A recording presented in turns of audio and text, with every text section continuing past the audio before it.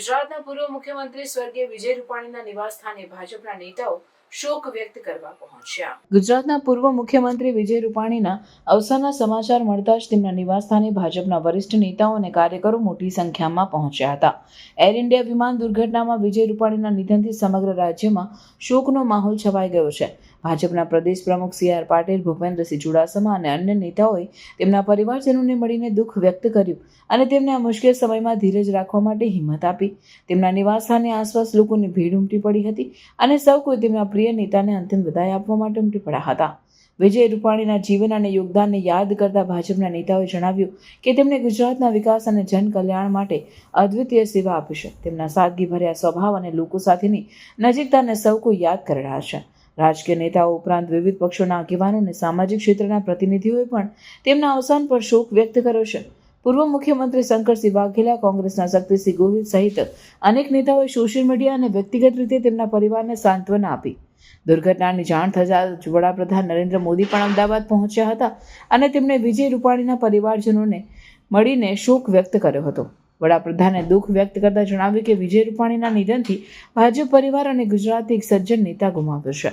ઉદ્યોગપતિ પરિમલ નથવાણી સહિત અનેક જાણીતા વ્યક્તિઓએ પણ તેમના અવસાન પર દુઃખ વ્યક્ત કર્યું। વિજય રૂપાણીના નિવાસ સ્થાને શોક સભા યોજાઈ, જેમાં 2 મિનિટનું મૌન પાડી તેમના આત્માને શાંતિ મળે તેવી પ્રાર્થના કરવામાં આવી। તેમના પડોશીઓએ નજીકના મંદિરમાં પૂજા કરી અને સમગ્ર વિસ્તારમાં શાંતિનો માહોલ છવાઈ ગયો હતો। સૌ કોઈએ તેમના સાદગીભર્યા જીવન અને રાજ્ય માટેના યોગદાનને શ્રદ્ધાંજલિ આપી।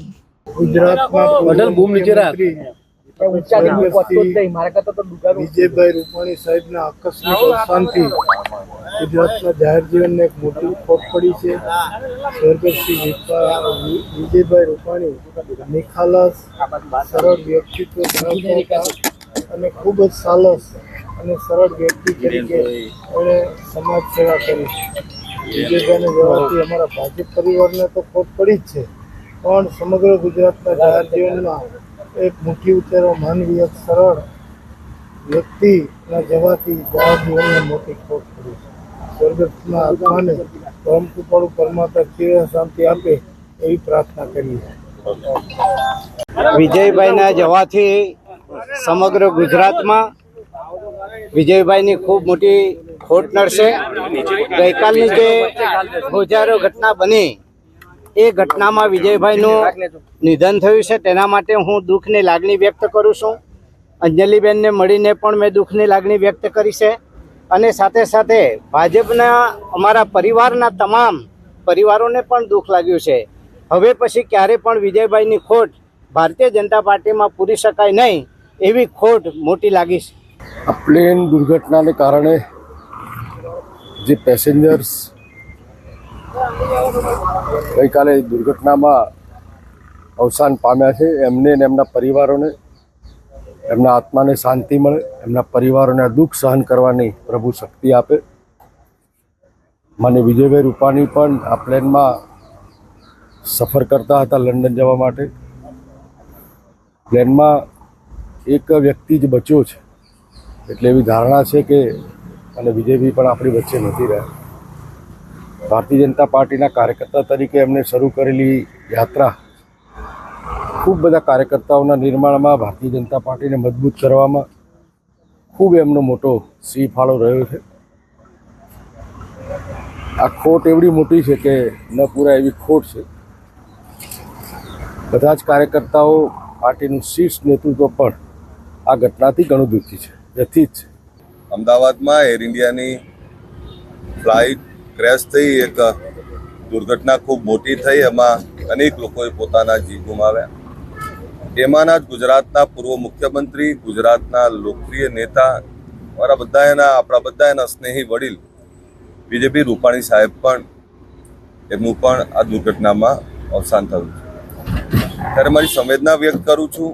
આ ક્ષણે અંજલિબેનની શું મનોદશા હશે, એમની સાથે, પરિવારની સાથે આ ગુજરાતના તમામ લોકોની સંવેદના છે। હમણાં કેસી પટેલ સાહેબે કહ્યું એમ કે મન નથી માનતું કે રૂપાણી સાહેબ આપણી વચ્ચે નથી। જ્યારે ગુજરાતમાં આંદોલન ચાલતું ત્યારે પણ અમે જ્યારે પણ કોઈ પણ બાબતમાં સરકારની નીતિઓની સામેની વાત મૂકી અને ત્યારે સાહેબ બોલાવે, બહુ પ્રેમથી વાત કરે જે શક્ય છે એની વાત કરે, જે શક્ય નથી એની પણ વાત કરે. જ્યારે ધારાસભ્ય બન્યો ત્યારે પણ ખભે હાથ મૂકીને કે તમે હજુ નાના છો, દીકરાઓ છો, કોઈ પણ બાબતમાં કોઈ અતિરેક કે ઉતાવળ થઈ જાય તો પણ અમને સલાહ આપતા. જ્યારે પણ મળ્યા ત્યારે એક વડીલ તરીકે, એક પિતા તુલ્ય બાળક સમજી અને અમને હંમેશા એમણે સાથ આપ્યો છે. જે રીતે સાહેબનું દુઃખદ અવસાન થયું માનવામાં નથી આવતું ને ખૂબ જ દુઃખની લાગણી છે. હું નથી માનતો કે બીજેપી સાહેબને કોઈની સાથે પણ કોઈ પ્રકારનો અણબનાવ અથવા કોઈની સાથે પણ કોઈ કટુતાનો સંબંધ રહ્યો હશે. એક એક ગુજરાતી આજે એમને યાદ કરી રહ્યો છે, એક એક ગુજરાતી આજે એમનો ખાલીપો મહેસૂસ કરી રહ્યો છે. ભારતીય જનતા પાર્ટીનો પરિવાર અને રાજકીય પરિવાર, રાજકીય તમામ લોકો આજે એમનો ખાલીપો અનુભવી રહ્યા છે. ત્યારે બીજેપી સાહેબને હું શ્રદ્ધાસુમન અર્પણ કરું છું અને એમના પરિવાર સાથે સંપૂર્ણ સાંત્વના પાઠવું છું. જાહેર જીવનને ખૂબ મોટી ખોટ પડી છે. માની ન શકાય તેવી આ એક દુર્ઘટના. અનેક લોકો પોતાના અનેક અરમાનો સાથે પરિવારને મળવા કે પરિવારથી બહાર જઈ રહ્યા હોય, કોઈએ કલ્પના ન કરી હોય. મૂકવા આવવાવાળા જે પરિવારના સભ્યો હોય એમને ખબર પણ ના હોય કે આ એમની વિદેશ જવાની વિદાય એ એમની જીવનની કાયમી વિદાય બની જશે. તમામ મૃતકના આત્માને પરમાત્મા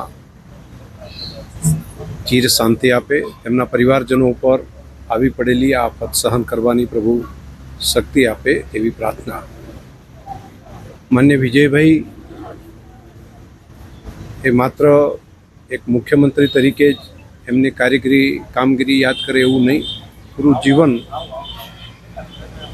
બીજાના ભલા માટે જીવ્યા. કટોકટી કાળથી કરી, બાલ્યાવસ્થાથી કરીને જીવન પર્યંત સૌના ભલા માટે જીવ્યા. સંગઠનમાં મહામંત્રી તરીકે કામ કરવાનો મને મોકો મળ્યો.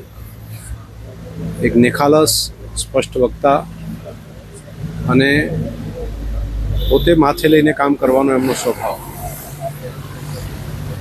રાજ્યના મુખ્યમંત્રી તરીકે જ્યારે હતા ત્યારે સરકારમાં મંત્રી તરીકે મને કામ કરવાનું મળ્યું. સ્વાઇન ફ્લૂ જેવી સ્થિતિ હોય તો મુખ્યમંત્રી તરીકે પોતે એવું ઇનિશિયેટિવ લે કે આપણે બધા ઝોનમાં મોટી હોસ્પિટલોમાં જઈ આવીએ, જેથી તંત્ર બધું દોડતું થાય અને જેથી લોકોને તંત્ર દ્વારા વધારે પ્રોએક્ટિવ કામ મળી શકે. પૂરની સ્થિતિમાં બનાસકાંઠા જિલ્લામાં જ્યારે ભયંકર પૂર આવ્યું ત્યારે આખી સરકાર સાથે તે જિલ્લામાં હતા. પોતાનો જન્મદિવસ આવે એ પણ એમણે લોકોની વચ્ચે, પૂરગ્રસ્ત લોકોની વચ્ચે પરિવાર સાથે ત્યાં મનાવ્યો. એટલે પ્રજા પ્રત્યેની સંવેદના એમના હૃદયની અંદર હતી. જીવન, પરોપકાર માટેનું જીવન. આજે માત્ર એક નેતા ગુમાવ્યા છે તેવું નહીં, જાહેર જીવનને ખૂબ મોટી ખોટ પડે એવું એક માર્ગદર્શક નેતૃત્વ પણ ગુજરાતે ગુમાવ્યું છે. ઈશ્વર માન્ય વિજયભાઈના આત્માને ચીર શાંતિ આપે તેવી પ્રાર્થના પણ કરું છું.